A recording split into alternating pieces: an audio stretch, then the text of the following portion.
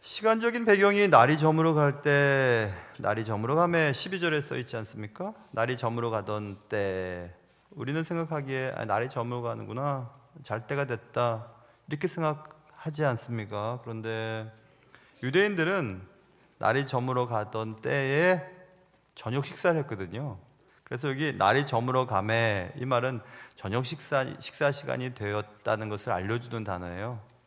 그렇기 때문에 저녁 식사가 시간이 되었는데 12사도가 나와 우리에게 먹을 것이 없는데 이 많은 사람들은 14절에 보면 성인 남자만 보통 계수를 하는데 성인 남자가 한 5천 명쯤 됐다고 하는 것을 보니까 성인 여자 그리고 자녀, 노인들 따져보면 5 곱하기 3 정도면 한 15,000명 혹은 2만 명? 2만 명이 넘을 수도 있고, 그 많은 인원들을 저녁 먹을 시간이 됐는데 우리에게는 먹을 것이 없고 돈도 없고 가진 것도 없으니 주님, 저 사람들을 두루두루 마을과 촌으로 가서 유하며 먹을 것을 얻게 하십시오. 우리가 있는 여기는 빈들입니다. 이렇게 지금 말씀하는 것으로 오늘 본문이 시작이 되었습니다. 12사도가 나왔다. 지지난주 본문에서 12제자를 불러 9장 1절에서 귀신을 제어하며 병을 고치는 능력과 권세를 주시고 내보내셨다, 이 말씀을 드리면서 그때까지는 제자, 마테테스, 학생, 배우는 자, 그리고 이제 내보내시며 아포스톨로스, 사도라고 하는 획기적인 변화가 9장 1절에서 지지난주 설교 시간에서 우리가 공부한 내용입니다. 그래서 오늘 본문으로 딱 보면 10절에서 사도들이 돌아와야 되는 거예요. 보냄을 받은 자, 보냄을 입은 자들이 사역을 하고 돌아와, 이렇게 해서 사도라는 말을 이제 쓰는 겁니다. 그런데 이 12명의 사도가 함께 예수님께 나와 제안을 하게 되는 것이지, 좀 전에 말씀드린 예수님 저 무리들을 보십시오. 얼마나 사람들이 많은데 먹을 것은 없고 살 곳도 없습니다. 당대의 일반적인 마을의 규모는 수백 명을 넘지 않았답니다. 그리고 제일 큰 마을은 3,000명이 넘지 않았다고 하는 기록이 있습니다. 그런데 남자만 5,000명이니까 이 인원들을 수용할 만한 마을도 없고 먹을 것을 살 곳도 없기 때문에 두루 이런 말을 쓰는 겁니다. 여기저기 마을로 보내서 먹을 것을 얻게 하십시오. 여기는 빈들입니다. 그렇게 얘기를 하는 겁니다. 여기서 우리는 이런 생각을 해볼 수 있어요. 온 천하를 지으시고 통치하시는 하나님이신 예수님께 이 음식을 공급할 수 있는 방법을, 그러니까 문제 해결을 12명의 사도가 제안하는 장면이잖아요. 너무 웃기지 않습니까? 어떤 분야의 전문가에게 비전문가가 이렇게 하십시오, 저렇게 하십시오라고 얘기하면 얼마나 웃긴 일이 벌어집니까?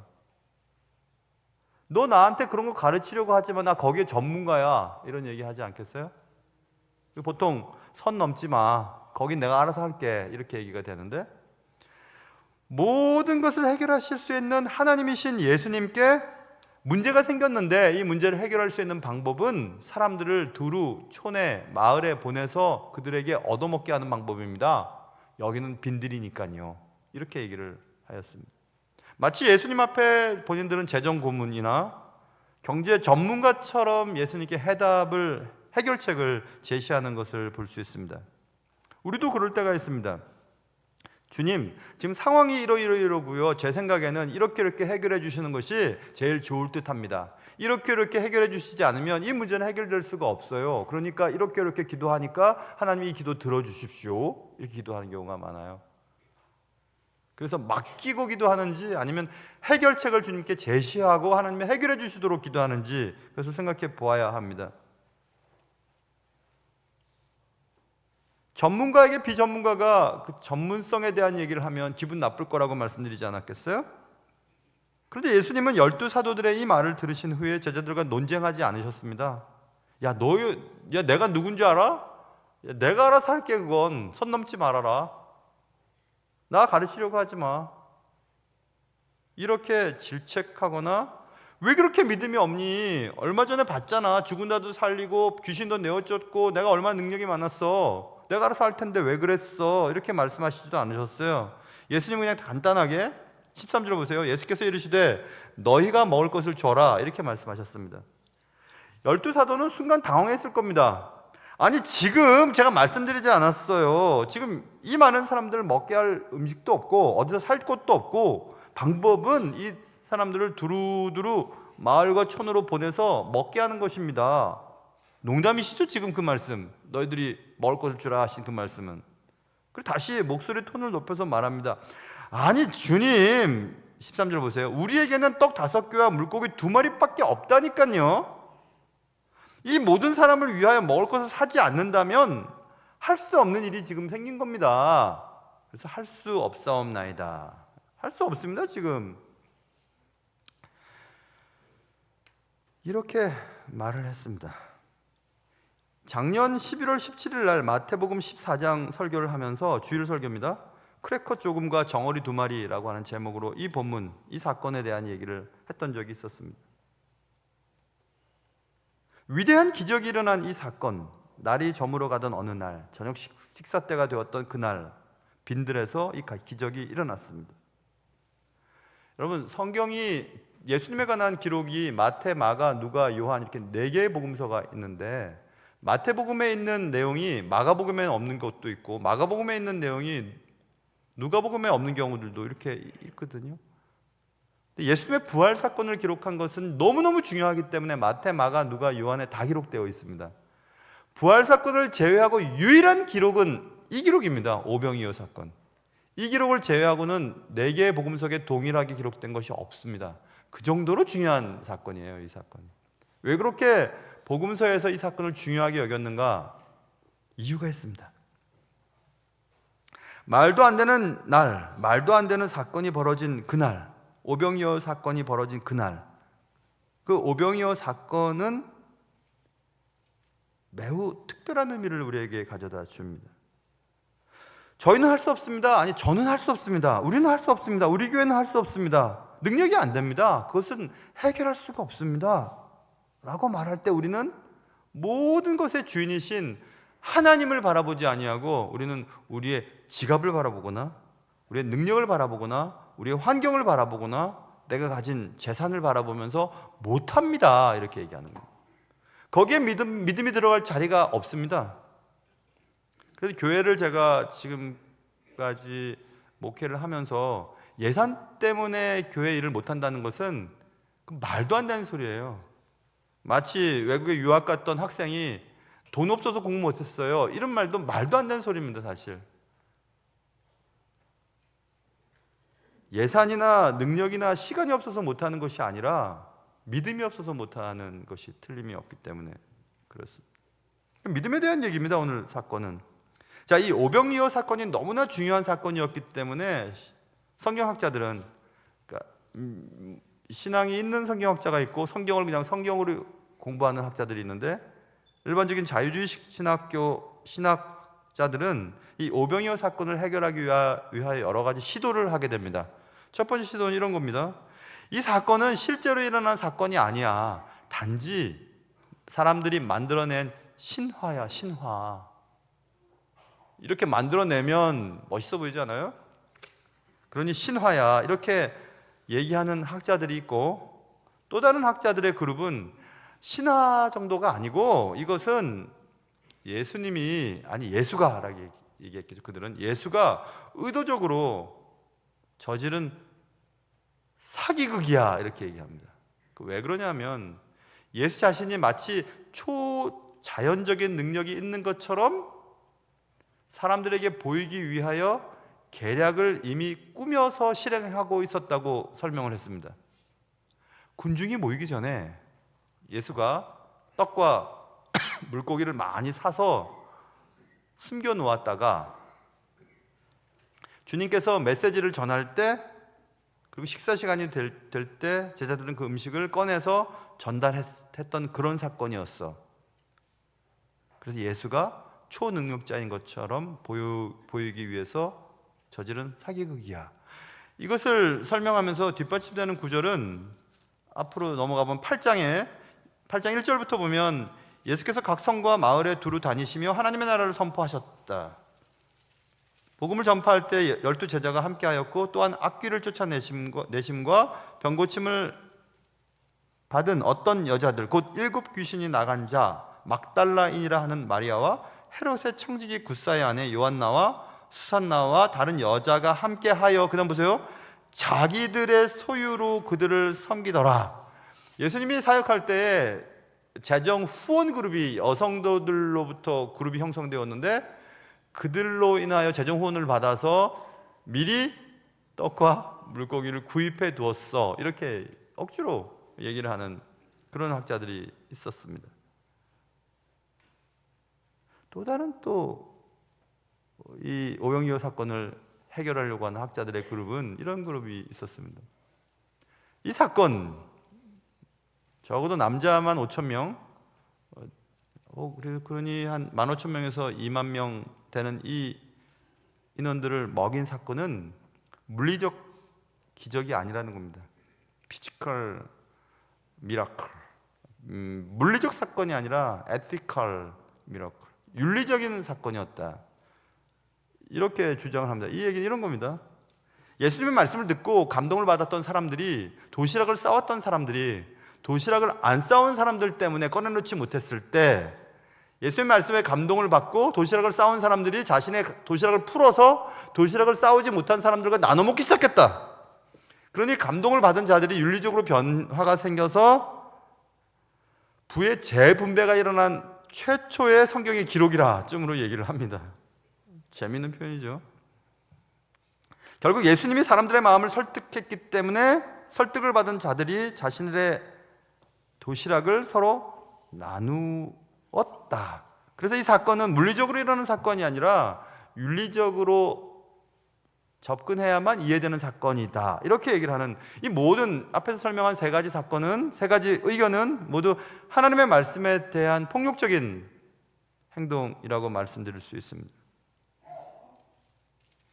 성경 본문 속에서 등장하는 인간의 머리로서는 이해가 되지 않는, 이해 못할 사건들에 대해 진실성을 의심케 하는 그런 의견들이 성경을 연구하는 학자들로부터 많이 나왔습니다. 그런데 왜 이 중요한 이 사건을 학자들은 굳이 부정하려고 하는가?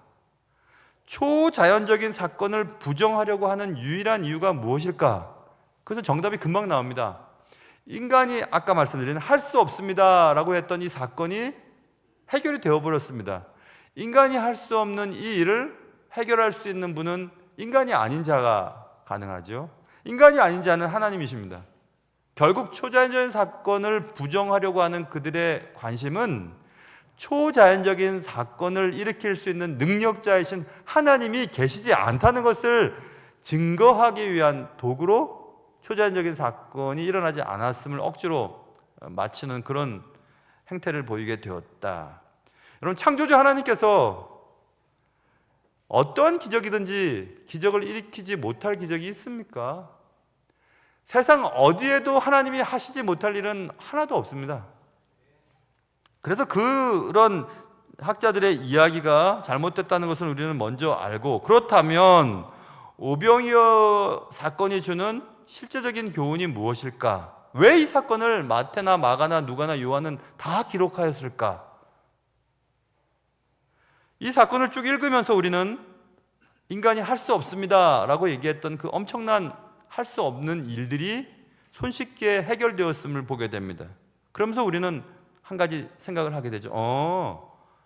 주님은 우리를 책임져 주시는 분이시구나, 그런 생각을 하게 됩니다. 자기 백성을 위한 하나님의 공급하심이 확실하겠구나. 그러므로 우리는 앞으로 살면서 무엇이 없고 무엇이 부족하고 인간적인 해결 방법이 없을 때라도 염려하지 말고 하나님을 믿어야 되겠구나 라고 하는 교훈을 받게 됩니다. Compassion is His hallmark라고 하는 얘기를 어느 신학자가 이 본문을 해석하면서 썼더라고요. 연민은 그의 특징이다. 하나님의 특징이다. 예수님의 특징이다. 이런 얘기죠. 자비를 베풀고 연민을 갖는 것은 그냥 예수님의 그냥 본래 성격인 것입니다. 여기서 우리는 재미있는 것을 알 수 있어요. 보세요. 예수님께서 사도들과 함께 사도들을 따로 베세다라고 하는 고을로 떠나가셨다. 베세다는 베드로와 야고보와 빌립의 고향입니다. 좀 외진 곳이에요. 왜 떠나가셨을까?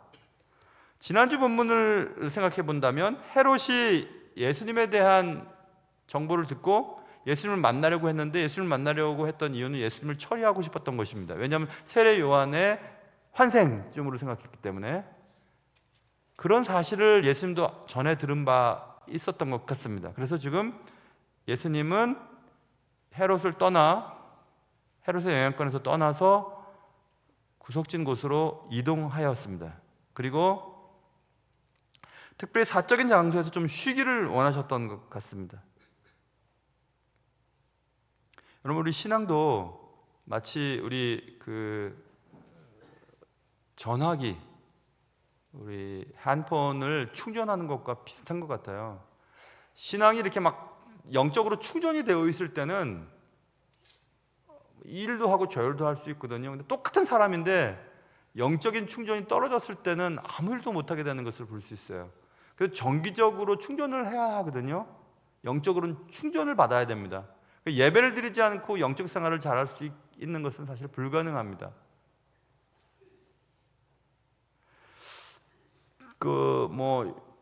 아시는 분은 아시겠지만 저는 우리 교회 어느 때부터 이제 좀 빨리 와요. 새벽마다 한 2시 반에서 3시 반 사이에 보통 교회 오거든요. 새벽에. 왜 이렇게 빨리 교회를 가냐? 어떤 분들은 요즘에 목사님과 사모님이 사이가 안 좋은가 보다 이렇게 생각하시는 분이 계시죠. 전혀 그렇지 않습니다. 사이는 너무 좋습니다. 사이는 너무 좋아요. 언제나 제가 종이 되면 되는 거니까 그건 어렵지 않습니다. 그런데 왜 제가 굳이 그렇게 시간을 하냐 하면 목회자의 삶이라는 것이 9시 출근, 5시 반에 퇴근 그런 거 없어요. 그러면 정말 좋겠는데 그런 거 없습니다. 또 핸드폰 시대가 되면서 어딜 가든지 연락이 가능하니까 또 카톡 빨리 안 받으면 또 목사님이 나의 문자를 왔어 이렇게 하면서 막 화내고 그러면 또 그것도 정말 미안하고 그래서 어딜 가든지 마치 형사처럼 항상 긴장되어 있거든요. 그런데 새벽 2시부터 3시 반까지는 다들 주무시더라고요. 그때는 저만의 조용한 시간을 가질 수가 있어요.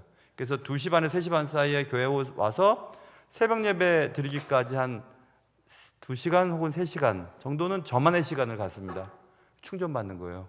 음악도 듣고 저 딱 방에 오면 먼저 커피를 또 멋지게 내립니다. 커피를 딱 내리고 음악을 듣고 또 큐티 책도 보고 그런 시간들이 필요해요. 그런 시간이 없으면 이 사역을 못할 것 같습니다. 계속 충전하지 않고 방전이 돼버리면 어느 날 그냥 못하겠다 생각이 들 것 같아요. 최근에 하긴 한 몇 달 된 것 같은데 여러 가지 일들이 있으면서 마음이 좀 힘든 그런 일이 있었는데 최근에 또 몇 분이 또 저와 상담하면서 본인의 힘든 일 또 예를 들어서 서운한 일, 교회 힘든 일들 또 저에 대해서 서운한 일들 이런 얘기를 막 하셨어요. 근데 듣고 나서 다 듣죠.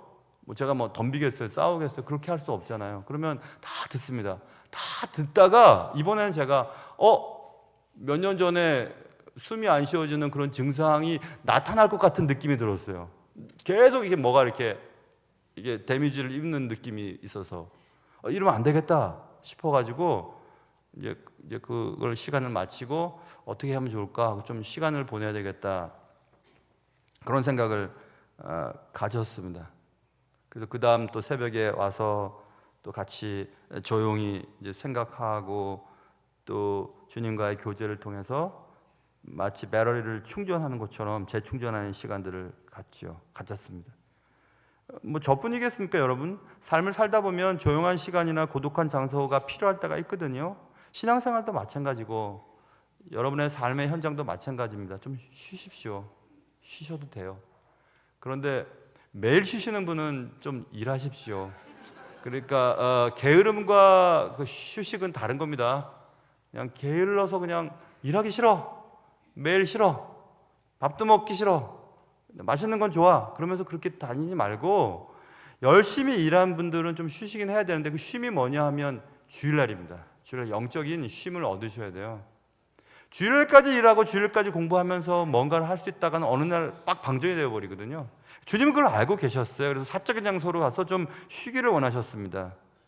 그러면 좀 쉬게 내버려 둬야 되잖아요. 근데 보면 11절 무리가 알고 따라왔거든요. 또 쫓아옵니다. 야, 정말 저도 뭐 목사고 워낙 여러분이 알다시피 제가 성품이 워낙 좋으니까 제가 막 좀 쉬고 있을 때 막 와가지고 갑자기 뭐 이런 얘기하고 저런 얘기하면 저도 막 속으로 좀 쉬게 좀 내버려 두지 좀. 어휴, 정말 너무 힘들어. 그렇게 생각이 왜 안 들겠습니까? 그렇죠? 만약에 어떤 스케줄에 따라서 움직이면 그래 좀 준비도 하고 또 뭐 좀 힘도 좀 챙겼다가 또 얘기도 하고 그럴 텐데 막 그냥 정신없이 막 목회 일들이 생기면, 예를 들어서 그렇죠. 뭐 장례도 생겼다가 또 뭐도 생겼다. 계속 일들이 생기면 누가 무슨 번호표 뽑고 돌아가시나요? 갑자기 돌아가시고 두 분 또 돌아가시고 한 주에도 뭐 결혼식 갔다가 장식 갔다가 뭐 계속 이렇게 하다 보면 사람이 지쳐버리거든요. 그래서 무리들이 어떻게 알고 거기까지 따라왔을까? 그런데 역시 예수님은 예수님이신 것 같아요. 저 같으면 어휴, 여기까지 따라오다니 귀찮아. 어휴. 근데 보세요. 무리가 알고 따라왔거늘, 그다음 보세요. 예수께서 그들을 영접하사. 아, 그렇지. 그래. 아이고, 예수님의 발끝도 못 쫓아가겠다. 예수님은 사적인 시간을 보내시고 좀 쉬시기를 원하셨는데 그걸 또 어떻게 알고 따라왔던 무리들을 향해 예수는 귀찮아하시거나 불편해하시지 아니하시고 그들을 환영했다. 여러분의 일정을, 스케줄을 방해하는 사람들을 귀찮은 사람으로 보고 있는가? 한번 생각해 보십시오. 꼭 목회자뿐이겠습니까? 근데 저는 깨달았어요. 그래, 나의 어떤 계획들이 있지 않겠습니까? 좀 힘을 좀 가져야 좀 뭐도 할 수 있고 뭐도 할 수 있을 텐데 계속 힘을 빼거나 또 빼는 일들이 생기거나 너무 삶이 바쁘거나 그러면 충전할 시간이 없으니까 아, 너무 힘들어 이렇게 생각을 하고 말 건가? 그런데 며칠 전에 본문 말씀을 읽으면서 생각이 문득 들었습니다. 야, 제 속에 주님과 얘기를 나눈 겁니다. 저에게 주시는 주님의 그 뜻은 그런 거였어요. 야, 너의 삶의 주권자가 누구지? 주님이시죠. 그래. 너는 너의 삶의 목적이 뭐지? 그리고 뭘 위해서 살고 있지? 목회하는 거죠. 사역하는 거죠. 성도들을 돌보고 섬기고 사랑하고 그런 거죠. 그래. 너에게 보낸 이 사람, 그리고 너의 도움을 필요하는 저 성도, 너의 사역과 너의 삶의 이유 아니냐? 이런 깨달음이 왔어요. 맞죠. 그렇지만 주님은 여기서 예수님이시니까 이렇지만 사람이 어떻게 그럴 수 있나요? 그런데 제가 깨달음에 예스 했습니다. 그래요, 맞아요. 살든지 죽든지 주의 손 안에 있고 내 삶의 사역의 이유는 저 성도들을 섬기는 것이니까 그런 생각 갖지 말아야 되겠다 싶은 생각을 했습니다. 그런데 또 너무 바쁠 때는 제가 잠깐 자리를 피하는 게 좋겠다 이런 생각을 또 했어요. 그래서 물리적인 거리를 이렇게 좀 약간 벗어나 있지 않으면 물밀듯이 막 이렇게 일들이 생기면 감당이 안 될 테니까 말입니다. 그런데 주님은 또 이상한 말씀을 하시죠. 너희가 먹을 것을 주라 이렇게 말씀하셨어요. 예수님은 영적인 것만 우리에게 필요한 것이 아니라 육체적인 것도 관심을 가지고 계시는구나. 무리들이 지금 저녁을 먹긴 먹어야 되는데 먹을 수 없는 형편에서 공급해 주라고 말씀하시는구나. 사람이 떡으로만 살 수 있나요? 하나님의 입으로에서 나오는 말씀으로 살아야지라고 우리가 말을 하지만 사람이 떡도 먹어야 됩니다. 떡 안 먹고 어떻게 살아요? 그래서 여러분, 믿음이 좋을수록 신앙적인 얘기만 한다고 되는 것은 아니에요. 삶의 자리를 생각해 봐야 하는데, 그래서 그런 입장에서 보면 제가 길지는 않은 시간이었지만 사회 경험을 하고 직장 생활을 하면서 삶의 자리가 얼마나 피곤하고 힘든지, 그리고 이분들이 어떻게 돈을 벌어서 주님의 교회에 헌금을 하시는지, 그리고 얼마나 시간을 아껴서 수요예배를 참석하시는지, 금요기도를 참석하려고 애를 쓰는지, 한 번 더 새벽 예배를 나오기 위해 얼마나 이들이 애를 쓰는지를 전 좀 압니다. 그래서 수요예배 때 약간 늦게 들어오는 분들을 보고 화가 나거나 미움이 전혀 없습니다. 너무너무 귀하게 보여요. 그래도 수요예배를 드리기 위해 식사도 못 하시고 저렇게 헐레벌떡 회사에서 오시는 분들을 보면 너무 귀하거든요. 여러분도 보셨듯이 제가 그동안 16년 사역하면서 늦게 들어왔다고 막 여기서 막 뛰어내려가고 막 꼴밤 때리고 그런 적이 있습니까? 한 번도 안 그랬습니다. 한 번도. 여러분이 막 존다고 막 예배 끝난 다음에 가서 졸았지! 하고 그런 분 계세요? 한 번도 안 그렇습니다. 졸면서까지도 예배당에 오시는 분이 너무 귀해요. 진짜로 귀합니다. 사실입니다. 이 말씀에 힘을 입고 주무셔도 됩니다. 충분히 그러셔도 돼요. 정말로 괜찮습니다. 오히려 졸지 않은 것처럼 막 눈을 뜨다가 흰자 보이면 내가 겁이 나니까 그러지 마세요. 그냥 주무셔도 돼요. 저는 여러분의 삶의 자리를 이해합니다. 저도 그랬으니까. 요한복음 6장에 보면 이 사건을 어떻게 썼냐면, 이 많은 양식을 사서 저분들한테 주려면 한 200데나리온이 필요합니다. 원데나리온이 하루 일용직 근무자의 일당이라고 치면 200데나리온은 200일치거든요. 200일치는 거의 1년 가까운 거예요. 반년치를 넘은. 1억 원 이상 본봉을 받는 분들도 계시지만, 연봉을 받는 분들도 계시고, 5천만 원이라면 한 3천만 원, 4천만 원 정도의 돈을 들여야만 이 인원을 사먹일 수 있습니다 라고 얘기를 했습니다. 불가능한 거죠. 어떻게 가능합니까? 그런데 주님은 그 불가능한 것을 금방 가능케 하셨습니다. 그래서 이 사건을 통해서 사람들은 알게 된 겁니다. 우리의 삶의 모든 필요를 공급해 주시는 원천은 하나님이시구나 라는 것을 깨닫게 되는 겁니다. 근데 또 한 가지 질문.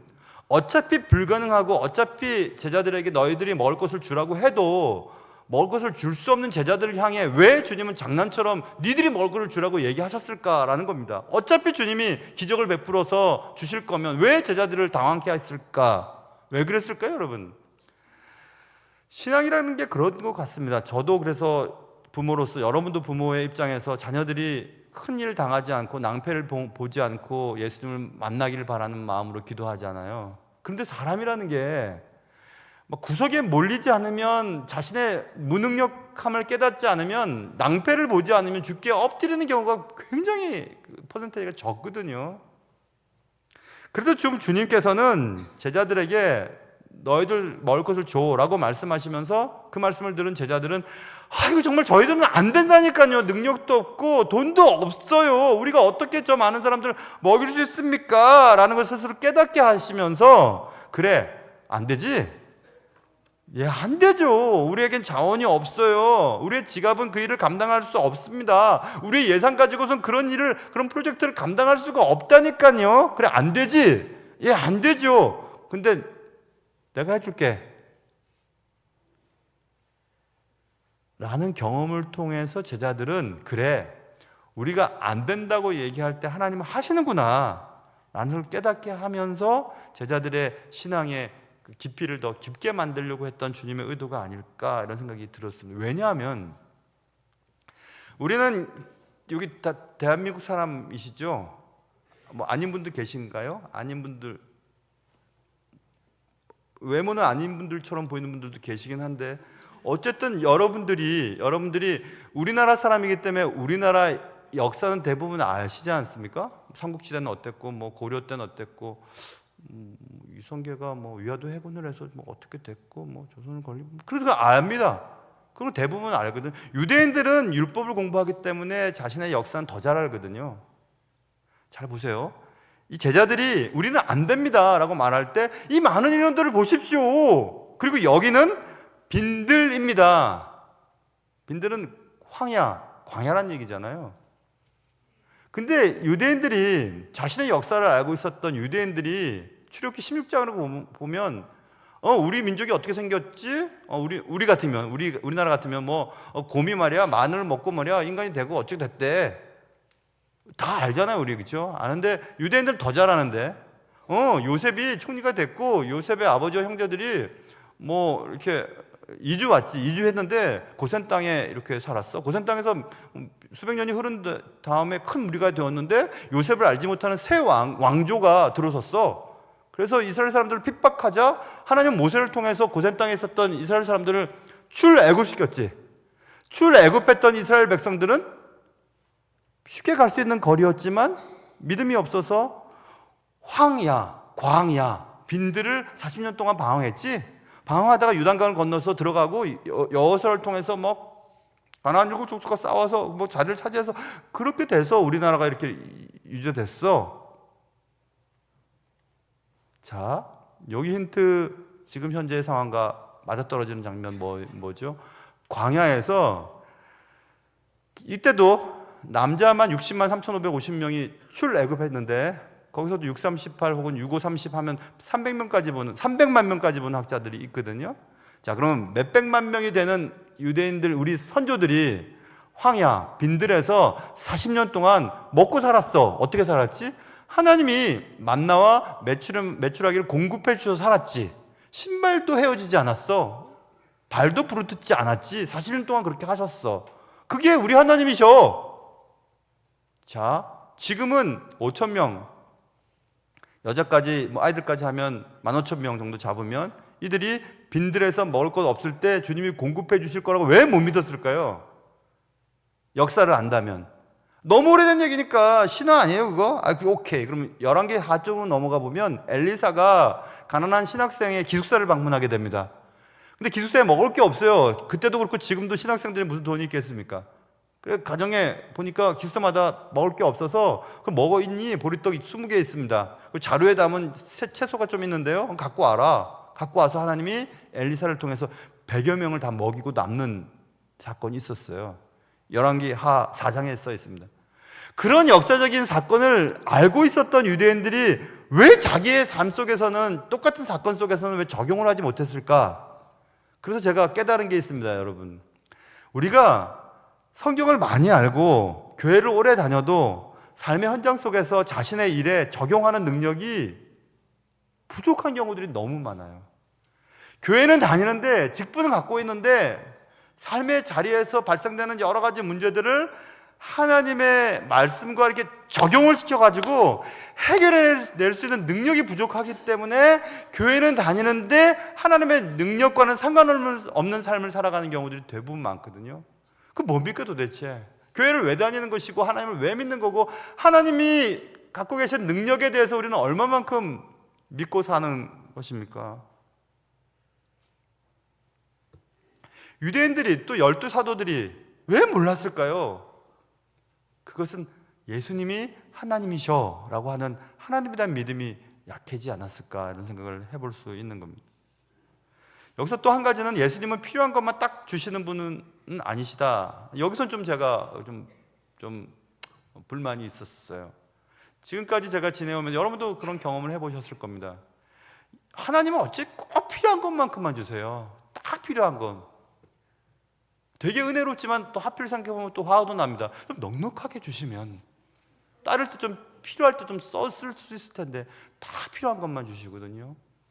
그 왜 그럴까? 여기 넉넉하게 주시는데 왜 나는 넉넉하게 안 주시는지 생각해 봤는데, 넉넉하게 주시거나 약간 모자라게 주셔서 나머지 부분을 우리가 채워 넣어서 그 문제를 해결하면 굳이 하나님이 도와주셨다고 믿을 수 없겠구나.